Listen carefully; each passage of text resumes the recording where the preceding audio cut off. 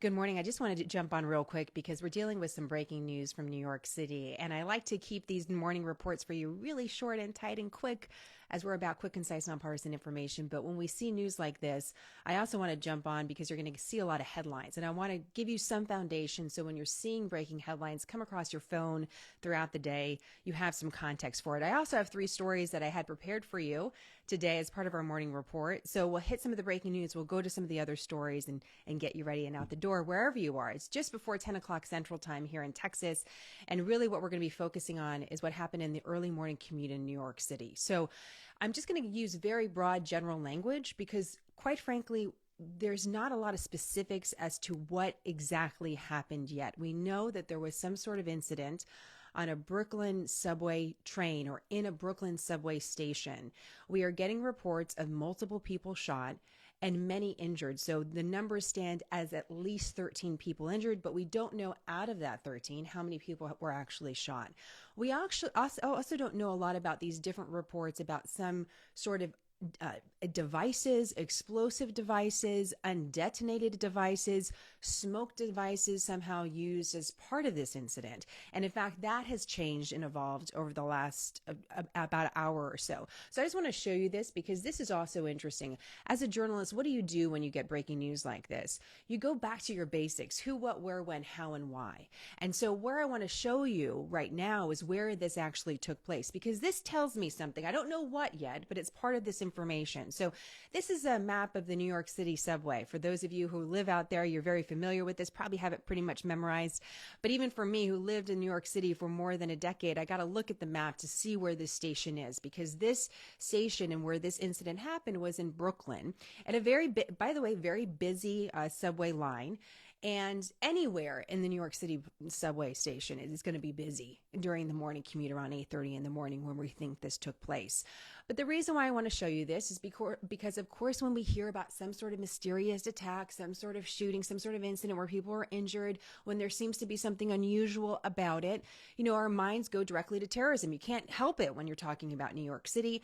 And so I want you to see it in relation to Manhattan. I want you to get an idea of where it is in relation to Ground Zero. These are some, sites that you would know. I also want you to see it in relation to Central Park or in Midtown Manhattan or Wall Street, so you get an idea. This didn't happen there. Now, what does that mean? We don't know. Who did this? We also don't know. We're getting different descriptions of who this person or people was or were, where they are. Right now, I don't have reports of multiple people, but as you're hearing analysts talk about this on the news, anything's possible because we don't actually know what took place. As we're getting some video from the scene, you're seeing a train pull into a station and people sort of rush out of that train, which leads us to think, okay, there's something that actually happened on the train at a particular time. So here's what also strikes me as important: not only the location of where this took place, but also because we already have a response from the White House. So it's not just a local story from the NYPD, for example. We also have that the White House has been notified. And let me just pull this up just so you can see it. This just comes out on Twitter. We don't know if we'll hear from the president, but we have seen violence in American cities over the course of the last several years. We've seen rising violence in a place like New York City. So every shooting does not get passed along to the White House. A mass shooting is commonly defined when more than at least 4 people have been shot. Right now, the number looks to be 5. So we could say, okay, this is a mass shooting. Perhaps we're going to have to wait for confirmation on that. And so this is why the White House is involved. But clearly there is a broader concern here that it could be something else. Could it just be typical violence? Could it just be, and I say typical, I know I don't mean to sound insensitive, but could it be just a violence that we're seeing in an American city? Could be. Could it be more? Could be. So this is what we're trying to work through. But this is also unusual. Why is it? I always thought this was interesting as a journalism student, that eyewitness accounts are the most unreliable. It's one of the first things that you learn in journalism school. And you think, wait a minute, if I'm an eyewitness, I'm actually there. Here's the trouble. I can't double source, triple source, confirm an eyewitness. Every eyewitness has their own take. As you interview multiple eyewitnesses, you get a broad picture of what took place, but you still want to fact check them through an investigation or through video, because the chaos of the situation is just human nature. There's so much we have our phones, we have the video, but it's just human nature that what everyone's experiencing in chaos needs to be verified. And so to be the most responsible with this, we're going to have to wait. We're just going to have to wait. Now, since this happened early in the morning, 8:30, here's what I would expect. I would expect that we would hear something more official from the police department in New York, let's say by noon. I would expect them to step to the microphone and give us preliminarily what they have. And this is what I'm going to be watching very closely. I think it makes sense to stay close to law enforcement at this time, and I'll keep you updated as we hear more. But that's what we know at this moment, which is not very much, and some conflicting reports. So far, and I want to be very careful with this, so far, we do not have a report of anyone dying. We also have reports from hospitals that are saying that the injuries are not critical.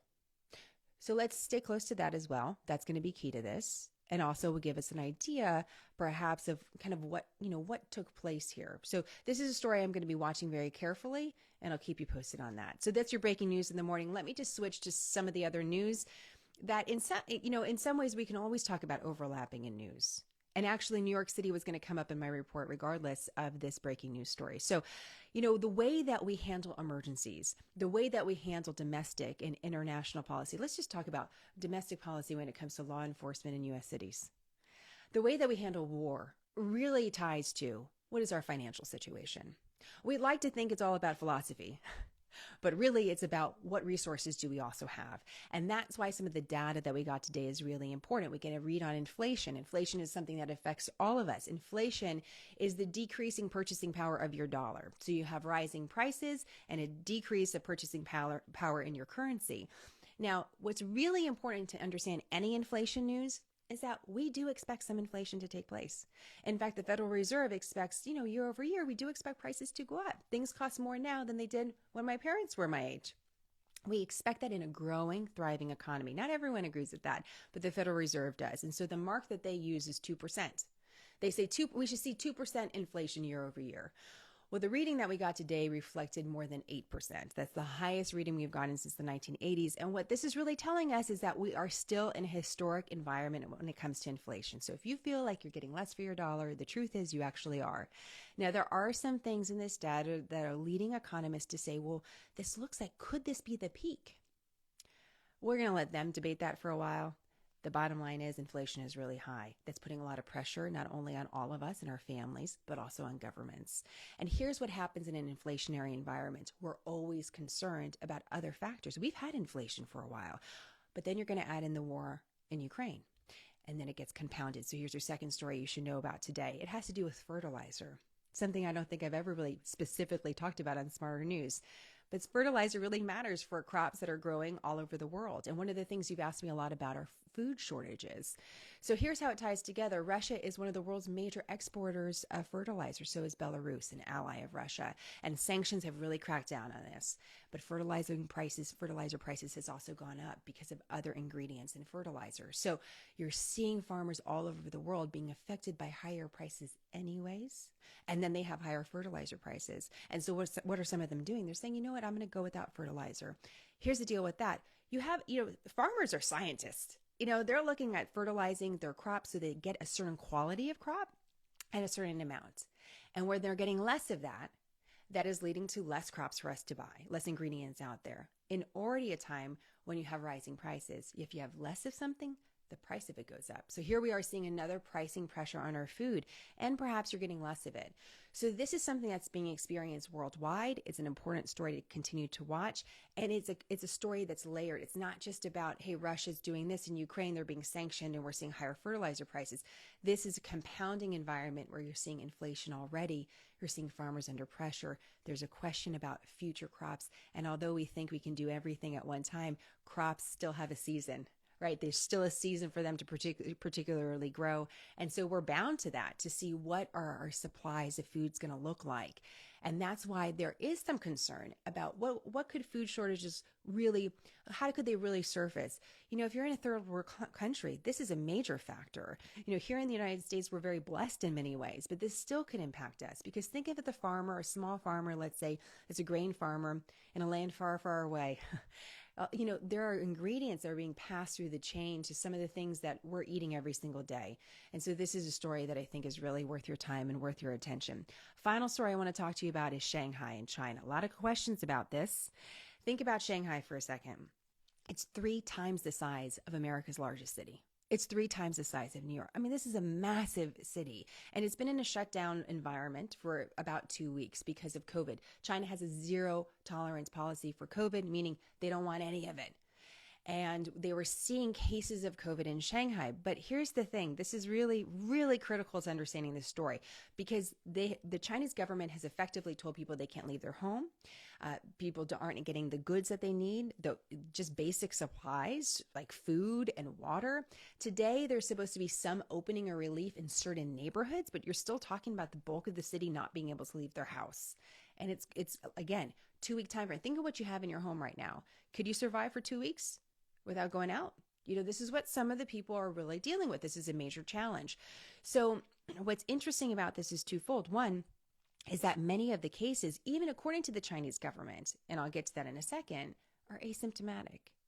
So of the cases that were looked at on Monday, and I'm just using round numbers here, 24,000 plus cases in Shanghai, 23,000 plus were asymptomatic, and they're still doing this. The reason why I say, and this is government data, is because we have a really tough time here in the United States understanding, and I do too, by the way, just how critical censorship is in China. We talk about censorship like my posts being taken down on Instagram. Well, imagine the Chinese government putting so much pressure on social media companies that they're censoring everybody all the time. I mean, you're just not getting reliable information. Most of your media in China is state sponsored.